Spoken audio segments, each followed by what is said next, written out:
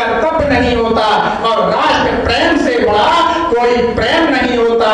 इन्हीं भावनाओं के कारण उसके अंदर समाज और राष्ट्र के प्रति अपना उत्तरदायित्व और भावना पैदा होती है। वो चलता है भगवान श्री कृष्ण की उस विचारधारा के ऊपर। भारत का सैनिक चलता है भगवान श्री कृष्ण की उस अमृत वाणी भगवत गीता के ऊपर, जिनके अंदर भगवान ने अर्जुन से कहा था कि हे धनंजय, याद रक्षया चोक पंडम स्वर्ग द्वारम प्राप्तम सुखिनः क्षत्रियाः पार्थ लभन्ते युद्ध वेदसम। हे अर्जुन, अपने समाज और अपने राष्ट्र के लिए लड़ने का मौका, उनके सम्मान की रक्षा करने का मौका बड़े ही भाग्यवान लोगों को प्राप्त होता है। उस विचारधारा के ऊपर चलती है भारतीय सेना। और मुझे इस बात की खुशी होती है, मुझे वर्तमान समय में इस बात के ऊपर बड़ा ही आनंद आता है कि हमारे देश के अंदर जो हमारे यशस्वी प्रधानमंत्री माननीय मोदी जी की सरकार है, हमारे राज्य के अंदर जो हमारे मोहन यादव जी की सरकार है, उनके टाइम के ऊपर हमारे प्रधानमंत्री जी होली हो दिवाली हो सरहद के ऊपर अपने जवानों के साथ मनाते हैं और उनके द्वारा दिया गया मोरल और मोटिवेशन एक सैनिक को अपने कर्तव्य पथ पर आगे चलने के लिए नित्य निरंतर आगे बढ़ने की प्रेरणा देता है। और मीडिया बंधु, भारतीय लोकतंत्र के अंदर जो 4 स्तंभ कहे गए हैं, मुझे कहते हुए ये गर्व भी हो रहा है और ये खुशी भी हो रही है कि कार्यपालिका, विधायिका, न्यायपालिका, जब ये 3 स्तंभ कभी सुनामी या चक्रवात की आंधी में अपने कर्तव्य से विमुख होने लगते हैं, तो भारत का जो चौथा प्रमुख स्तंभ मीडिया है, उन्हें निर्देशित करके उनके कर्तव्य की याद करा करके राष्ट्र और समाज के लिए कार्य करता है। ये भारत का मीडिया है। ऐसी उपलब्धि विश्व के किसी मीडिया के अंदर नहीं। जिस निर्भीकता के साथ, जिस साहस के साथ, जिस शिद्दत के साथ में भारत का मीडिया समाज के अंतिम व्यक्ति की बात को सत्ता में बैठे हुए व्यक्ति तक और सत्ता के व्यक्ति की योजनाओं को समाज के अंतिम व्यक्ति तक पहुंचाता है, वो सिर्फ इतनी शिद्दत और साहस का काम हमारे भारत का मीडिया ही कर सकता है और दूसरा दुनिया का कोई मीडिया नहीं कर सकता।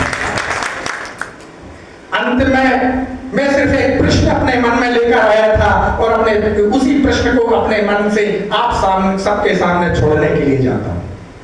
क्या देश की सुरक्षा की जिम्मेदारी सिर्फ उस सैनिक की है जो सरहद के ऊपर खड़ा होता है? क्या आपकी नजर में सैनिक वही है जो जवान सरहद के ऊपर मर जाता है? लेकिन मेरी नजर में सैनिक एक शिक्षक भी होता है, सैनिक एक डॉक्टर भी होता है, सैनिक एक मास्टर भी होता है, सैनिक एक नेता है, अभिनेता है, व्यापारी है, अधिकारी है, कर्मचारी है। इस भारत की भूमि के अंदर रहने वाला और इस देश के प्रति प्रेम रखने वाला हर व्यक्ति सैनिक है, क्योंकि वो समाज और राष्ट्र के लिए काम करता है। किसी विद्वान व्यक्ति ने बड़ी अच्छी लाइन कही है कि क्या ये देश उन्हीं का है जो सीमा पर मर जाते हैं, अपना लहू बहाकर टीका मिट्टी का कर जाते हैं? क्या ये देश उन्हीं का है जो सीमा पर मर जाते हैं, अपना लहू बहाकर टीका मिट्टी का कर जाते हैं? कोई युद्ध वतन के खातिर सबको लड़ना पड़ता है, संकट की घड़ियों में सैनिक सबको बनना पड़ता है। जो भी कौम, मेरी लाइन को जरूर आप याद कीजिएगा और आप अपना सम्मान भी दीजिए और भारतीय सेना को आशीर्वाद भी दीजिए। जो भी कौम वतन के खातिर मरने को तैयार नहीं, उसकी संतति को आजादी जीने का अधिकार नहीं, उसकी संतति को आजादी जीने का अधिकार नहीं। समस्त पत्रकार बंधुओं ने आज जो सम्मान दिया, आज जो प्रेम दिया, वो हमारी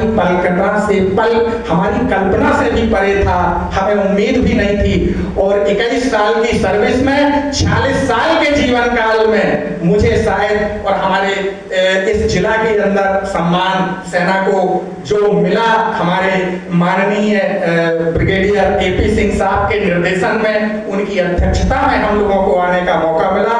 ये पल हम अपने हृदय के अंदर हमेशा संजो कर रखेंगे। समाज और राष्ट्र के लिए आप निरंतर काम करते रहें, हम बालाजी सरकार से यही प्रार्थना करते हैं। जय हिंद, जय भारत।